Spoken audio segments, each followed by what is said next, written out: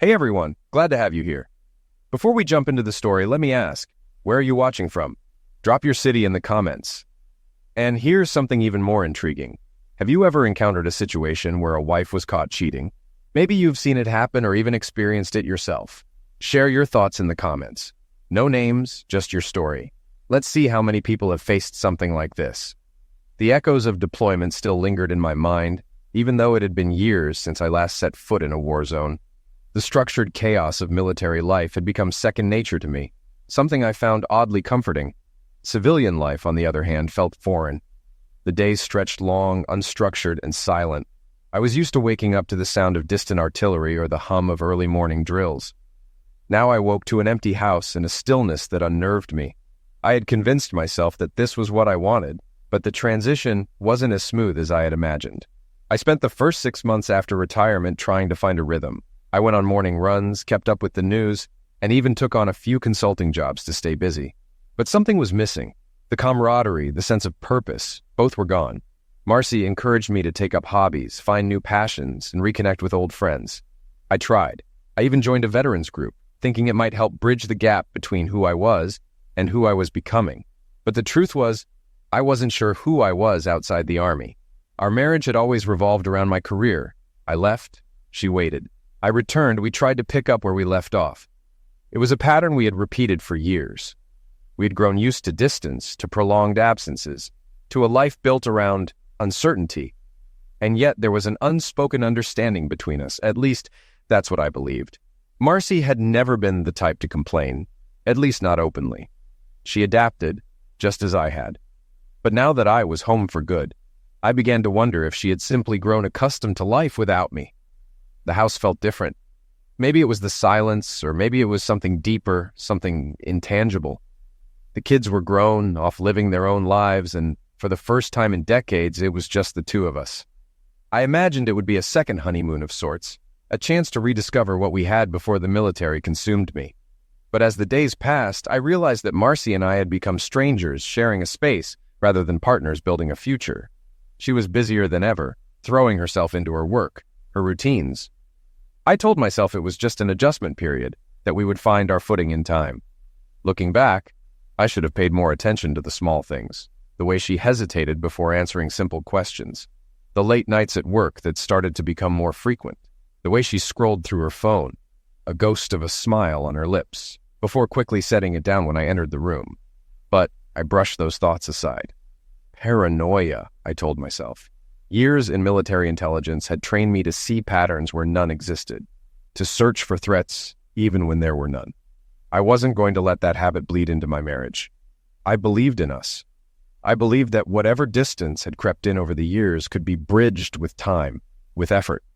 That was why, when we attended the Goldsteins' backyard party that evening, I thought nothing of it. It was just another social gathering, another night among familiar faces. I had no idea, as I stood there watching Marcy scratch her nose, a silent plea for rescue, that the foundation of my marriage had already begun to crumble beneath me. She didn't sit me down for a serious talk. No dramatic, "Rick, we need to discuss something." Maybe I should have picked up on the signs. But like most people who are content, or at least believe they are, I brushed them off until I couldn't anymore. Was I naive? Possibly. Or maybe I just didn't want to face the truth. Marcy, my wife, is 47, and I'm 48. Our house has been unusually quiet since our youngest, Kyle, left for college upstate. Our daughter, Rhonda, is in the Navy, which doesn't exactly sit well with me. As for me, I've stepped away from my long career in the Army, but adjusting to civilian life, that's been a challenge. After nearly 30 years in uniform, it's hard to shake the habits and mindset. We're the Westons. That evening, we were at the Goldsteins' backyard party. Marcy was stuck listening to Chuck Marston ramble on. Chuck was more interested in flexing than making meaningful conversation, and Marcy looked unimpressed. She scratched her nose, our unspoken signal for, "Come save me." I caught her cue, but was caught up in my own conversation. I was talking to Jenny, a single mom whose husband walked out, leaving her with 2 kids and some extra weight. She'd since shed the pounds, hit the gym hard, and was now going on about fitness or something along those lines. I grinned at Marcy, scratched my nose in return, and kept chatting. Her expression shifted. It was the unmistakable, If you want to stay on my good side, stop talking to the blonde and come rescue me look. With a smirk, I took Jenny by the hand and led her toward Marcy and Chuck. Jenny hesitated, clearly confused about why I was pulling her into this, but she followed. Chuck, I said, extending a hand. Have you met Jenny? Chuck hesitated, caught off guard, but quickly shook it off and greeted her. That was my opening to swoop in and free Marcy. My knight in shining armor, she muttered, giving me a look that was anything but grateful. Took you long enough. I shrugged. You do know Jenny's, enhancements aren't natural, right?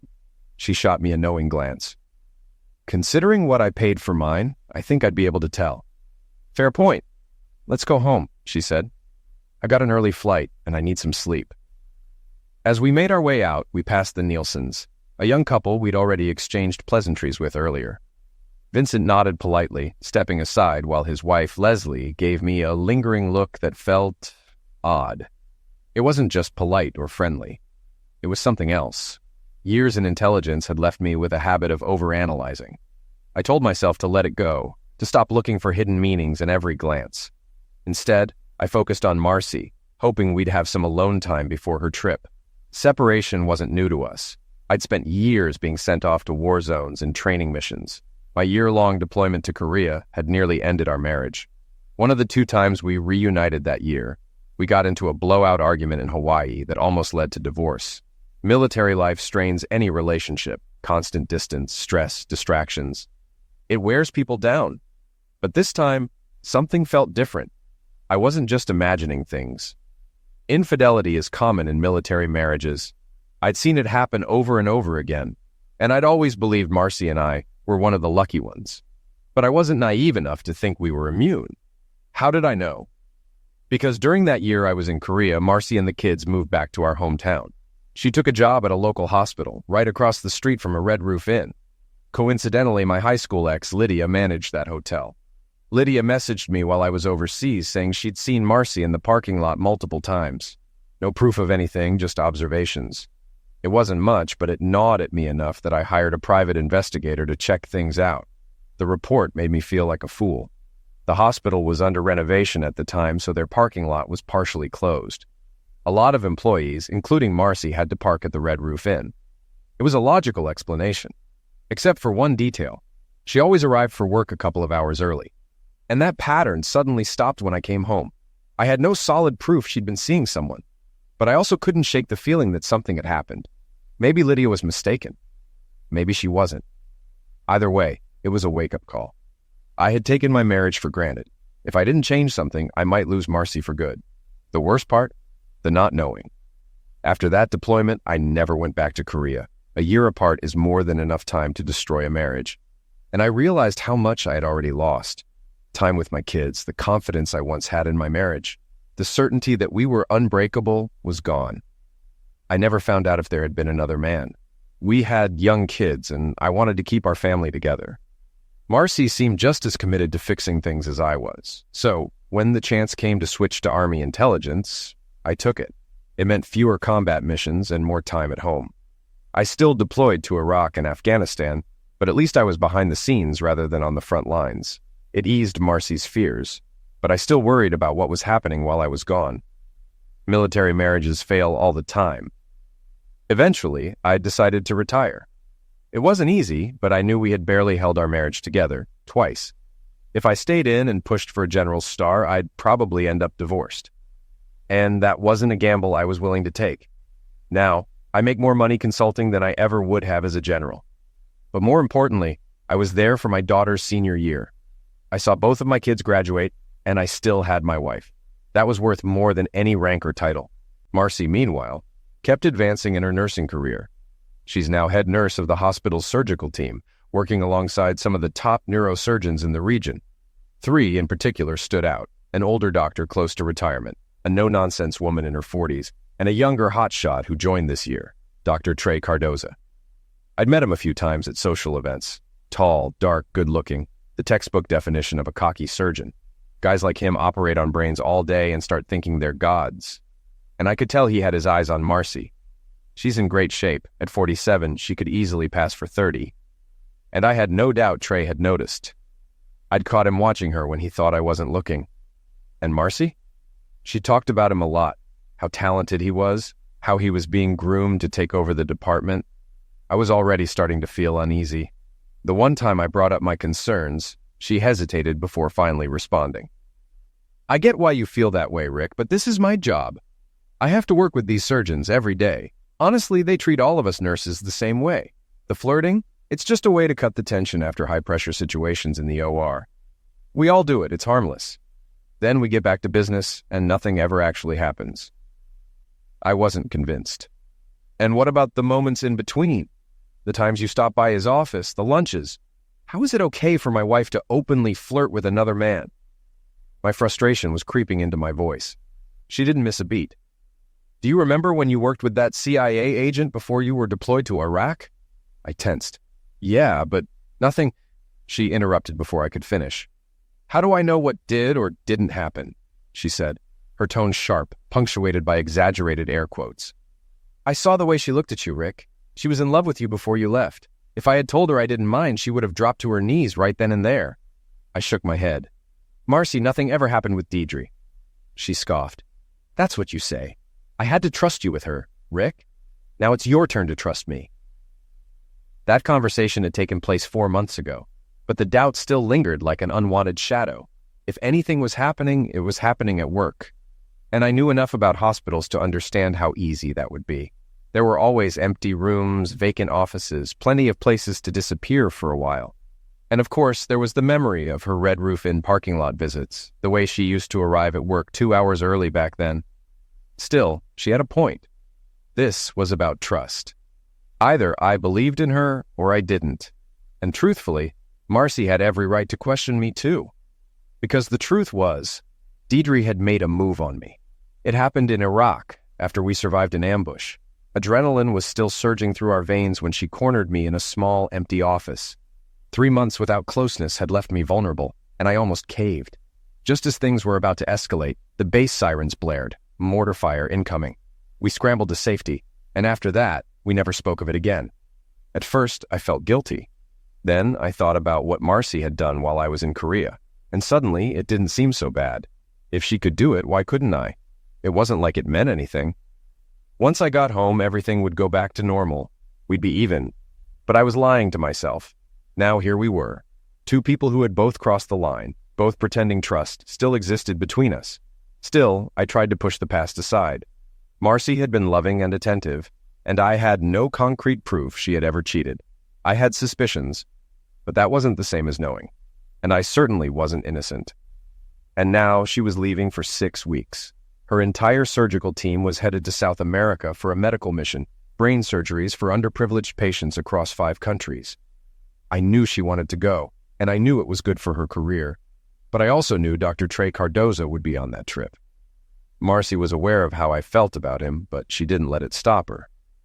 I put my life on hold for you plenty of times, she reminded me the night before she left. You have no idea what it was like, Rick. I never knew if you were alive or dead. Do you know how many nights I stayed awake wondering if you'd been captured, if you'd ever come home? And I did it while raising our kids alone. I've done my part. Now it's your turn. The morning of her departure, things felt off. She had spent the previous evening packing and chatting with her mom instead of spending time with me.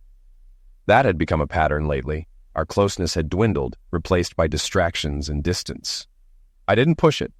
Instead, I went to bed early. By the time I woke up, she was already gone. No note, no text, no goodbye kiss. Nothing. Annoyance flared in my chest as I walked through the house, checking to see if she had left any kind of message. Still nothing. I even checked my phone. No calls, no texts. I was pissed, and I was worried. I made coffee and forced myself to cool down. Then I checked her flight status. She was en route to Bogota, their first stop.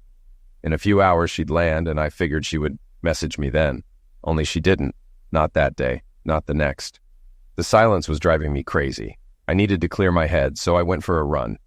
I pushed myself harder than usual, the frustration fueling my pace until my lungs burned. By the time I reached the last stretch, I was breathless. Rick, you good? I turned my head and saw Vincent Nielsen standing in his yard. He and his wife, Leslie, lived behind us, separated only by a low fence. Leslie was crouched in the flower bed, digging into the soil. My gaze flicked over her toned legs and tight shorts before I caught myself. Vincent smirked. Nice view, huh? I looked away, feeling caught. Instead of responding, I just nodded.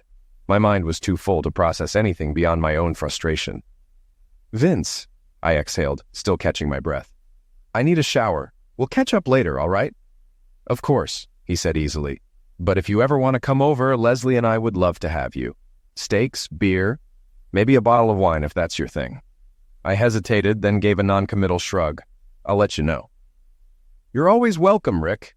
His smile lingered just a little too long. I muttered something vague and headed inside. After a cold shower and a drink, I sat in the quiet house, staring at the phone, waiting. Still nothing from Marcy. It was late now, past the point where she should have checked in. I had reached the limit of my patience. I picked up the phone and called the hotel. I glanced at the clock, just past 10 at night. Holding the phone to my ear, I waited as the hotel receptionist transferred my call. After a few rings, a man answered. Apologies, senor, he said in clear but accented English. It appears she is not answering. Who am I speaking with? I asked. Pablo Espinosa, the hotel manager. How can I assist you, sir? I took a steadying breath. Pablo, my name is Rick Weston. The woman in that room, Marcy Weston, is my wife. She hasn't contacted me since she left. Can you confirm that she checked in? Have you seen her? Yes, senor, Pablo replied. Mrs. Weston arrived with the rest of the medical team. I saw her earlier in the dining hall.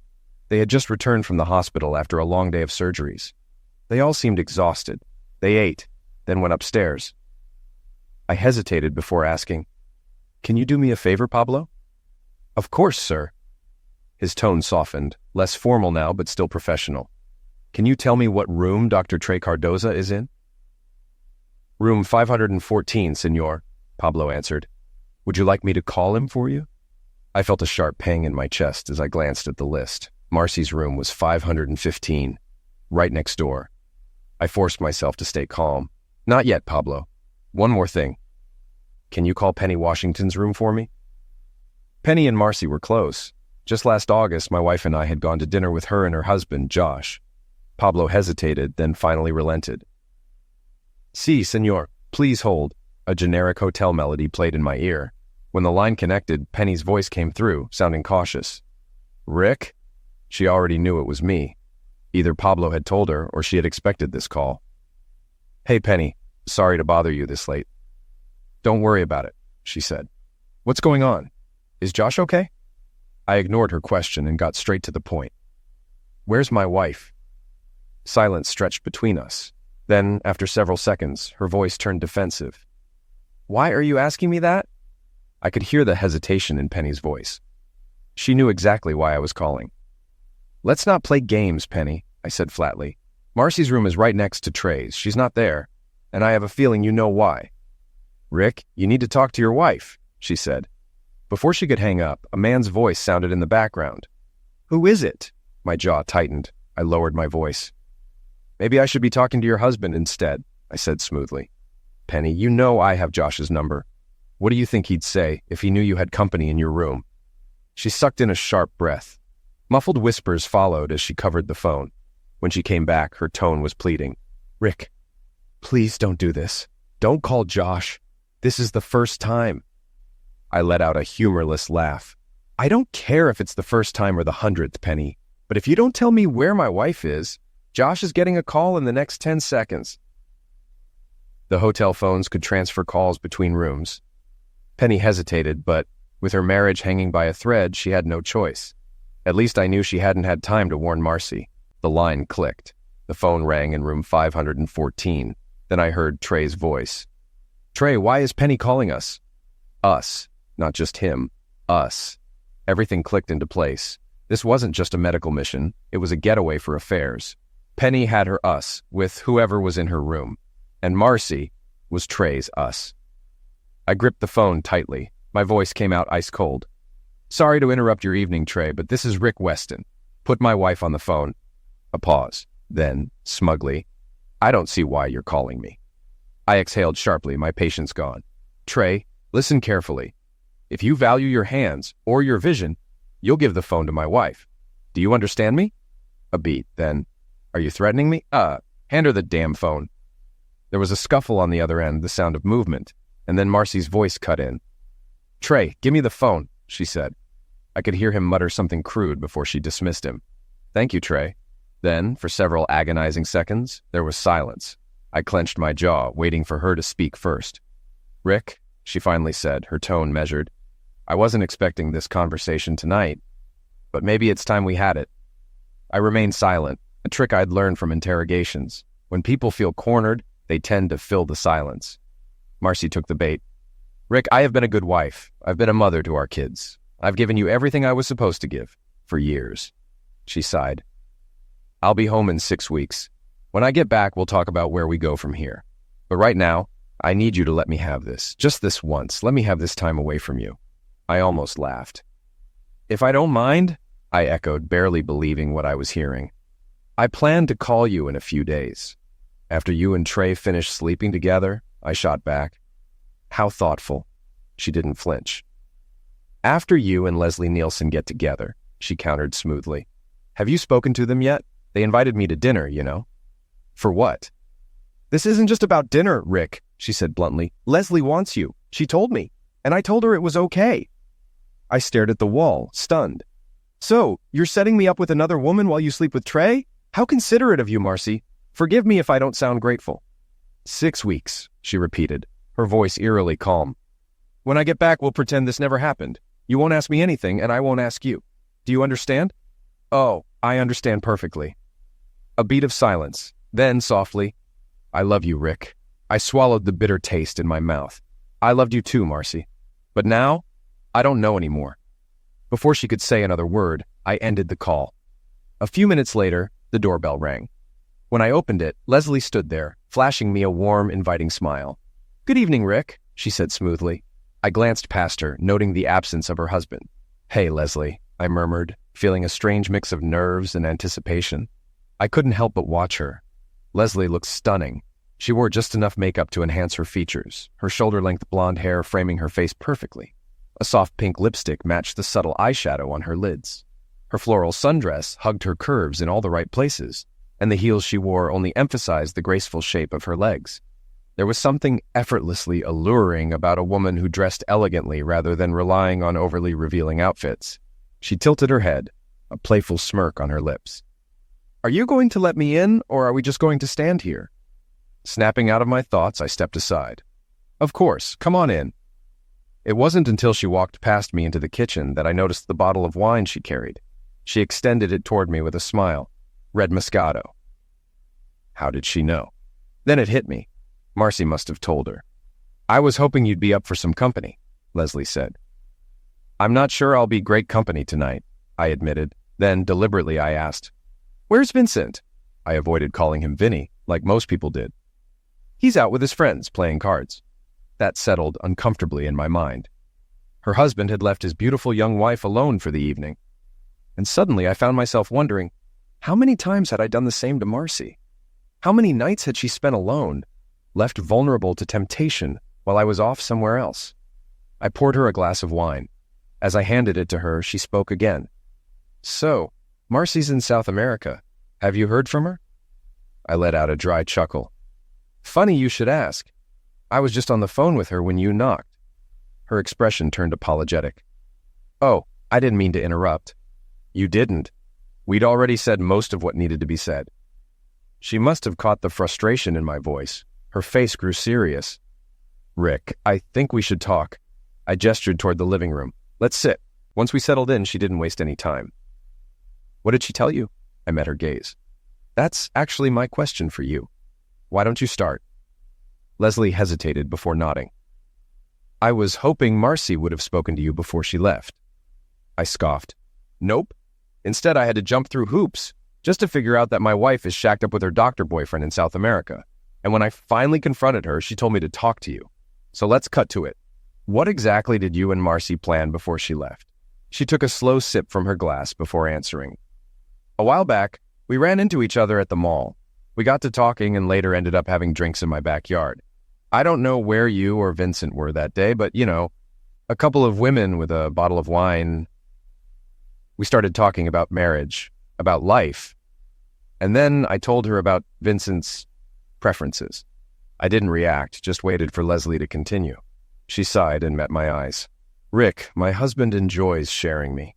I frowned. Sharing? You mean with other men? Leslie nodded, watching my reaction. Exactly. I let that sink in. And you told Marcy this? She hesitated. I was a little tipsy, and yeah, I told her. After a brief pause, she added, Can I be honest with you? I nodded. Go ahead. I find you attractive, don't get me wrong, but my type? I usually prefer older men. I smirked. Well, I'm flattered. But why did you tell Marcy all of this? Because I thought she should know. I studied her. And how did she react? Leslie shifted in her seat. At first, she just listened. I expected her to be shocked, but instead, she seemed thoughtful, like she was processing something. I leaned back. She never mentioned any of this to me. Her brows lifted slightly. So she didn't tell you? Not even about the idea of you and me? I scoffed. Oh, she told me, but she waited until I was already furious with her before dropping that bomb. Leslie looked genuinely surprised. She told you over the phone. Seriously? I took a sip of wine and nodded. She studied me for a moment. Rick, you just found out about her and that doctor tonight, didn't you? My jaw tightened. I wouldn't exactly call a man who sleeps with another man's wife a gentleman. Leslie sighed. I agree. My husband may enjoy sharing, but I would never go behind his back. I met her gaze. So Vincent knows you're here? Of course, she said without hesitation. He's known I was interested in you since you and Marcy moved into the neighborhood. I haven't had a regular lover in a while, and I was looking for one. I raised an eyebrow. So, you've had regulars before? She nodded. I had one. That lasted a couple of years. But mostly Vincent and I travel, meet people. He finds men online, and we arrange dinner or drinks. If I like the guy, we take it further. I tilted my head. And what does Vincent do while you're with them? She shrugged. He watches. That's his thing. I nodded slowly, processing. But it's also safer that way, right? Exactly, she agreed. No surprises. I exhaled, still piecing it together. How long have you two been doing this? 4 years. She said it so casually, as if she were talking about a hobby. My mind went back to Marcy. And what about my wife? Leslie crossed her legs and smirked. Oh, Marcy. She came over a few weeks ago and told me she was on board. But only if it was with you. I felt a bitter laugh rise in my throat. Before she left with her surgical team, did she mention anything about what or who she'd be doing while she was gone? Leslie shook her head. No, but let's be real, Rick. Women know each other. I had a feeling she was justifying something to herself. What do you mean? She probably knew what she was going to do in South America. And maybe letting me be with you was her way of making it feel fair. Leslie sighed, swirling her wine. Honestly, I wish she had been honest with you. I don't like sneaking around. I stayed silent. Even Leslie, who lived an openly unconventional lifestyle, thought Marcy's behavior was wrong. Then she reached into her purse. I have something for you. She pulled out a simple envelope and handed it to me. Marcy left this with me before she left. She wanted you to have it. I turned it over in my hands. There was nothing written on the envelope except one word. Leslie stood up. Go ahead, read it. I'm going to step away for a minute. She made a small motion, silently asking which way to go. Down the hall to the right, I told her. Thanks, she said with a playful smile before finishing her wine. I stared at the envelope, my fingers tracing its edges. Whatever was inside had the power to change everything. Riku. Exhaling slowly, I tore it open and began to read. Dear Rick, by the time you hold this letter in your hands, you'll already know the truth. I've broken my vows with Trey. And before you rush to condemn me, take a moment to think about you and Deirdre in Iraq.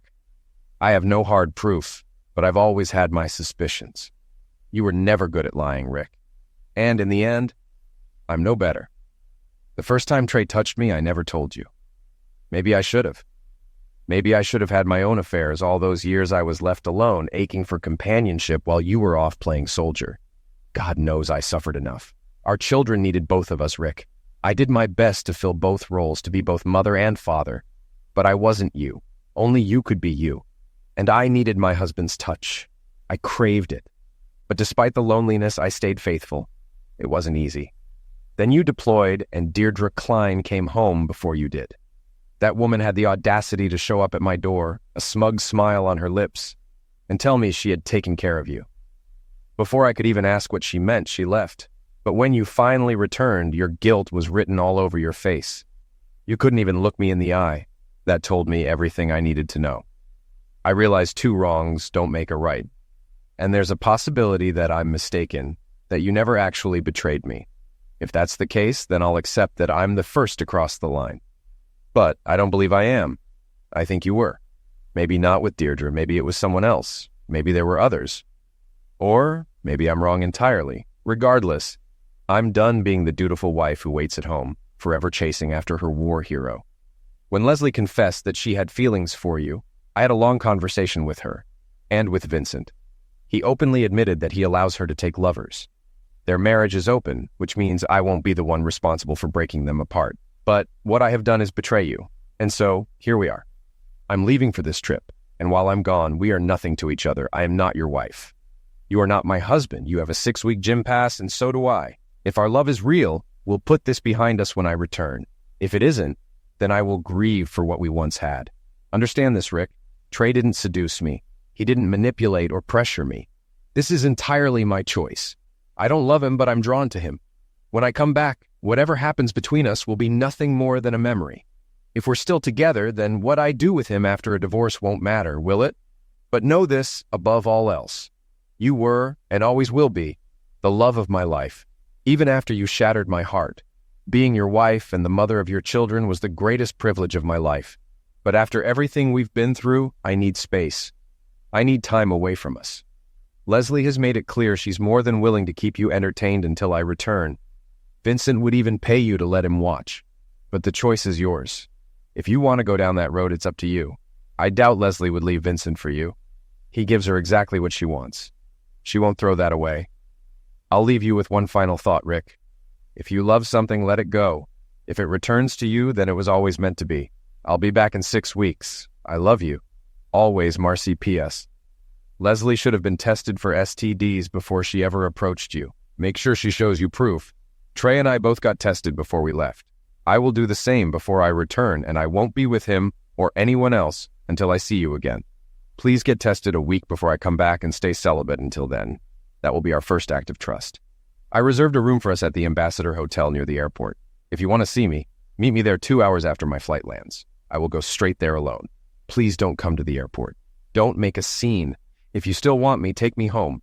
If you don't, walk away. I'll be waiting in the lobby. When I finished reading, I looked up to see Leslie pouring herself another glass of wine. You okay? She asked. I exhaled through my nose, my fingers tightening around the paper. I will be. She gave me a slow nod, then walked over and sat beside me, filling my glass before meeting my gaze. So, Rick, she murmured, tilting her head. What happens now? I studied her, feeling the weight of everything. Thank you for bringing me Marcy's letter, I said evenly. I hate every word of it, but I appreciate you delivering it. As for what we do, nothing. She blinked. Nothing? I leaned forward. I won't lie, I find you attractive. But I won't be one of your lovers. I made a lot of mistakes in my marriage, but I stayed faithful aside from one regret. I won't use Marcy's actions as an excuse to betray my own principles. Without another word, I stood, took my wine glass, and walked into the kitchen. I dumped the contents down the sink. Leslie remained frozen, as if she couldn't quite believe what she was hearing. She was used to men falling at her feet, eager to take what she offered. But not me. Not tonight. She finally stirred when I picked up the wine bottle, corked it, and handed it back to her. Leslie, I said firmly, thank you again, for the letter, for everything, but this isn't happening. For a moment she hesitated. Then she rose to her feet and approached me, her movements slow and deliberate, trying to draw me in. But I had already made up my mind. She parted her lips to speak, but I cut her off. I'm wrecked over what Marcy's done. I need to process it, and I need to do that alone. With that, I guided her to the door, placing the wine bottle in her hands. She lingered for a second like she wanted to say something, but I gently closed the door before she could. It wasn't meant to be rude, it was just that right now she didn't matter. I'd spent almost 30 years in the military, most of them in intelligence. I had connections, resources, ways to uncover the truth. And I realized something. I had made mistakes with Marcy, too. The biggest one? I should have confronted her years ago. I should have asked the hard questions when I was stationed in Korea instead of believing her assurances that she had always been faithful. I had never confronted her about arriving 2 hours early for her shifts. It was time to address it.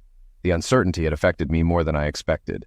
Secondly, I had to be honest, with myself and with her, about my failure in Iraq.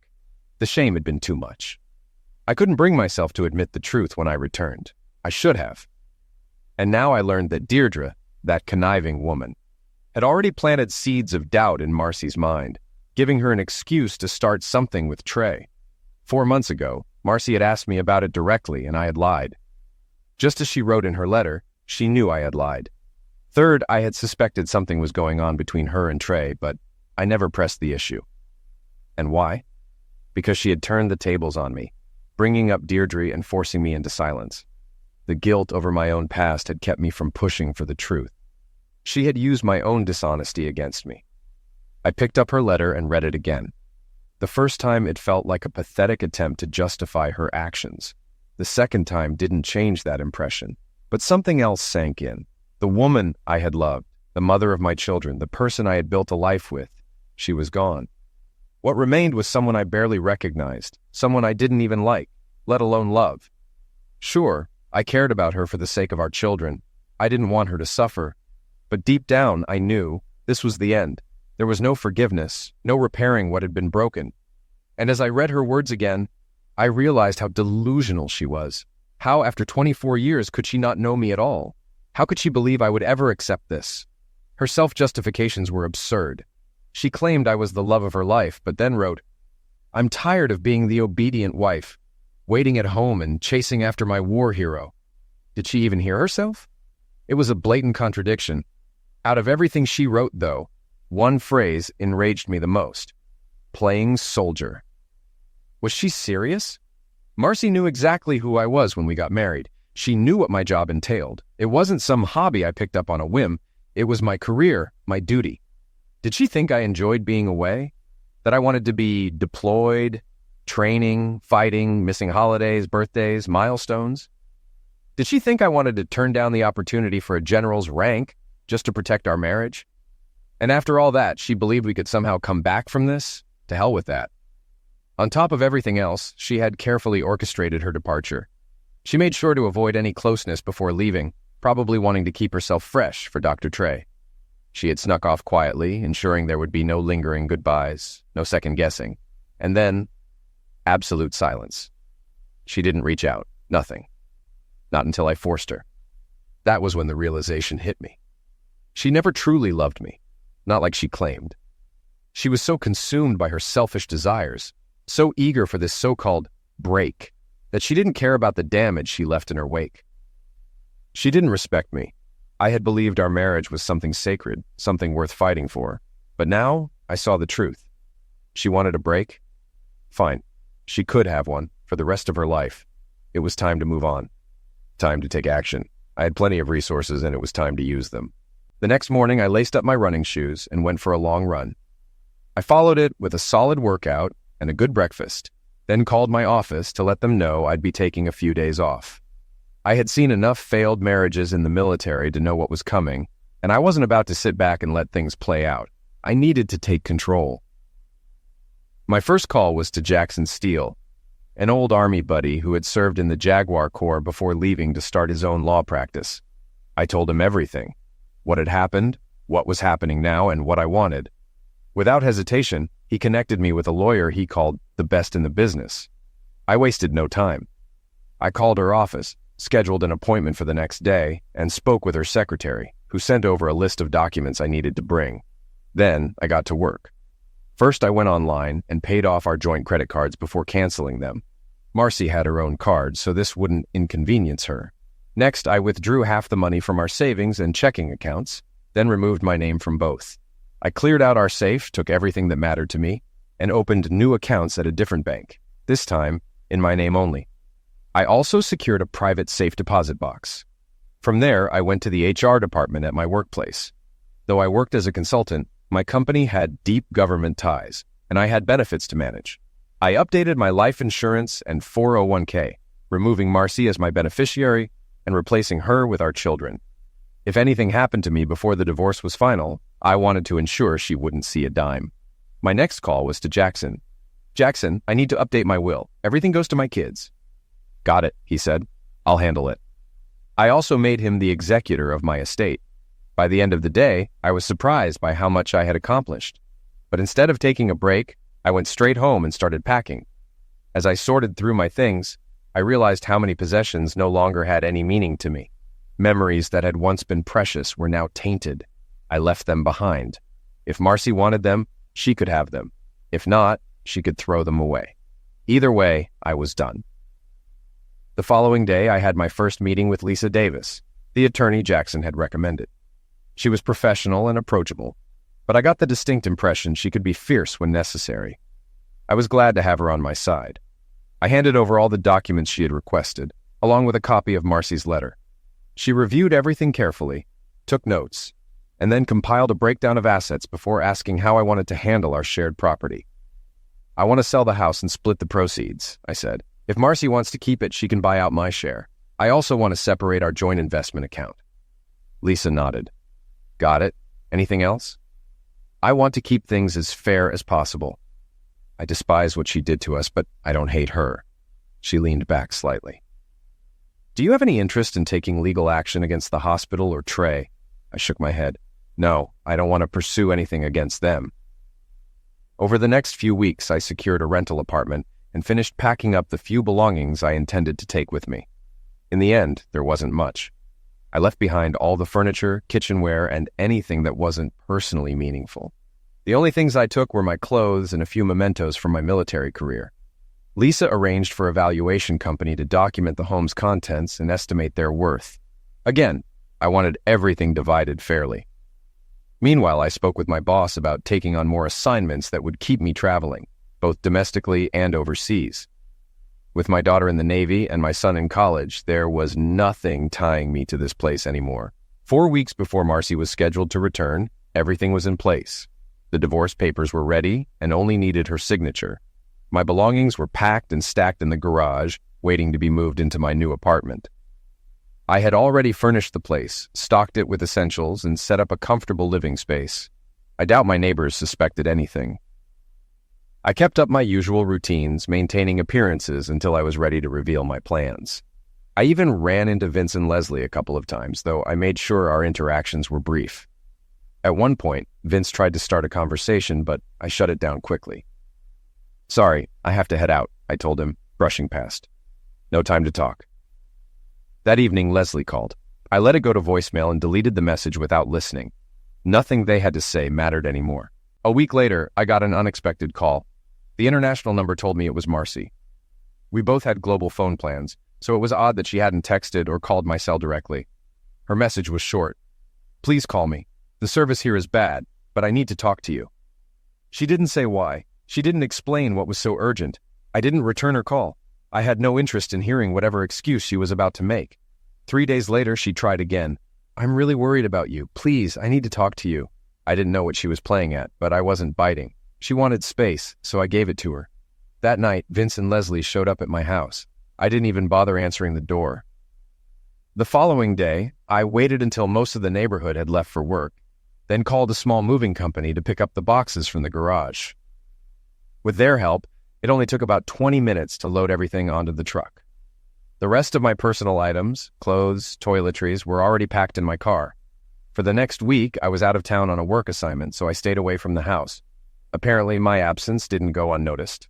Leslie called again. "I'm traveling," I told her flatly. "I don't have time for this."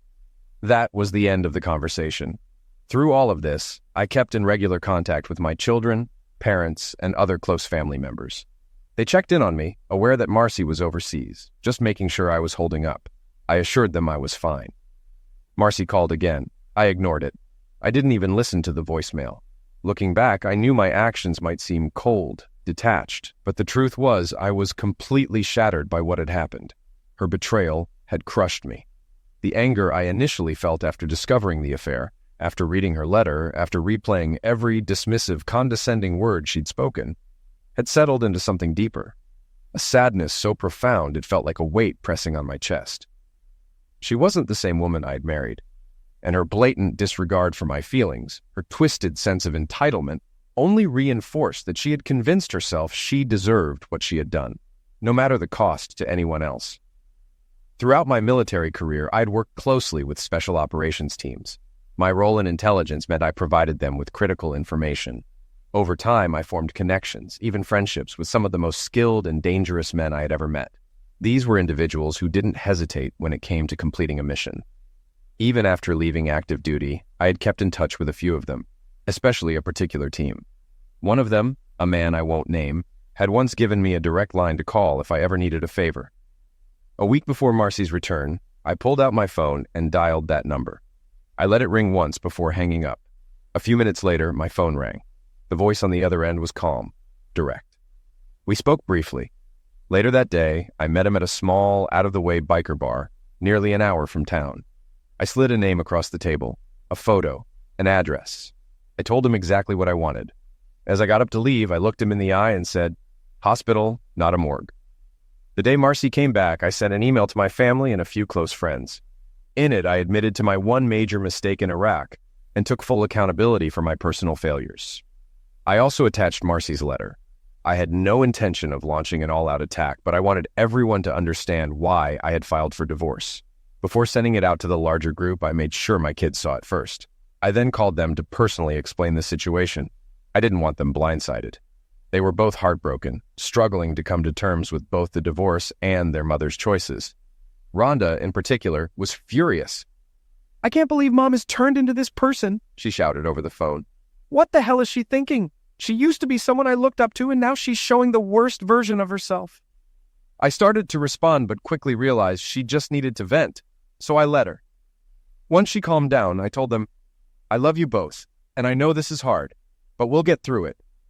Honestly, I don't understand what your mother is thinking, but at this point, there's nothing else I can do. I can't trust her anymore, and I refuse to accept what she did. Her actions and attitude have shown me she's only looking out for herself without considering how it affects anyone else. That's why I'm leaving her to the life she chose." I then turned to Kyle. "What's your take on all this? She must have lost her mind," he said. "I can't think of any other explanation for what she did." There wasn't much left to say after that, so we ended the call. Next, I reached out to my parents and extended family. Both sets of parents were shocked, Marcy's especially. The only thing I could do was point them to her own letter as proof of what had happened. Of course, they asked if there was any way we could salvage the marriage through counseling, but I shut that idea down immediately. I actually felt bad for Marcy's parents. They were good people, and I could tell her actions had deeply hurt them. I made these calls while waiting at the airport. After my last conversation, I boarded a plane for an overseas assignment that would keep me away for 2 months. Whatever Marcy had planned when she returned, she wouldn't be seeing me at our house, at the hotel, or anywhere else. The following day, the surgical team landed at the airport. I doubt they were expecting the chaos that greeted them. Josh was there to meet Penny, but instead of a warm reunion, he confronted her immediately, demanding to know who she had been sleeping with. I'd already told him the truth, so he knew exactly what kind of woman he was dealing with. Other couples from their social circle had similar experiences, angry spouses demanding answers the moment they stepped off the plane. Josh, determined to expose everything, had spent the previous days calling everyone and gathering as much information as possible. Based on the live footage I had access to, which I had specifically arranged, the whole scene was a complete disaster. Dr. Trey did his best to stay out of the drama, but his own girlfriend wasn't having it. Once she realized he'd been sleeping with Marcy during the trip, she completely lost it, slapping them both before security had to intervene. Meanwhile, several hospital administrators and representatives from Doctors Without Borders were present, trying to piece together what had happened during the mission. Josh wasn't done either. He made sure the hospital's reputation took a serious hit, threatening lawsuits and stirring up trouble. The chaos lasted about 10 minutes before the police showed up and separated everyone. The hospital's leadership pulled the returning team aside and ordered them to report for a full debrief the next morning. Their futures with the hospital would depend on what came out of that meeting. At that moment, a man dressed like a limo driver approached Marcy and asked, "Are you Marcy Weston?" Looking confused, she nodded. "Yes." He handed her a thick manila envelope. You've been served. Also, Colonel Weston left you a message. You're free." Then, without another word, he turned and walked away, leaving Marcy standing there, stunned. I shut off the live stream and went on with my life. But this wasn't the end of the story. Later that night, Dr. Trey got home, exhausted and furious about how things had played out at the airport. He wasn't happy about having his affair with a fellow team member made so public. Unfortunately for him, his night was about to take a serious turn for the worse. When he stepped through his front door, he didn't even have time to react. That was the last thing he remembered before everything went black. He woke up days later in the hospital. His injuries were extensive. His nose was broken, his left eye socket fractured, and several teeth knocked out. His left hand had multiple broken fingers, while his right hand and elbow were shattered, with his fingers and thumb crushed. His house had been ransacked, and a message had been spray-painted on one of the walls. "Stay away from married women." 6 weeks had passed. I sat in my new apartment sipping a glass of whiskey as I stared at the envelope on the table. The one Marcy had left with Leslie, the one filled with empty justifications and twisted logic. I had read it once, then twice, and each time, my resolve only strengthened. Marcy was back in town now.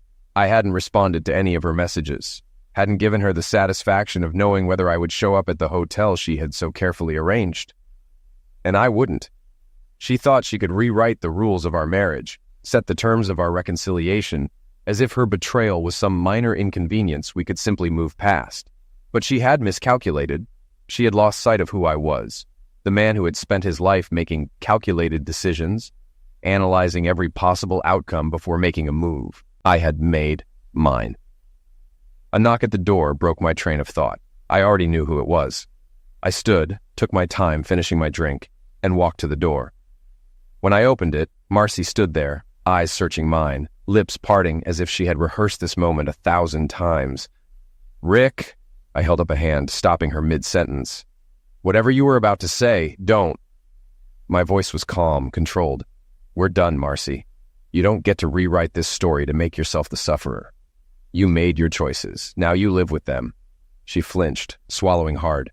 "It wasn't supposed to be like this." "But it is," I said simply. "And we both know why." I stepped back just enough to make it clear she wasn't coming inside. "I hope he was worth it." Her breath hitched. She blinked rapidly, as if trying to keep her composure. But I didn't stick around to watch. I shut the door. And this time, I wasn't looking back.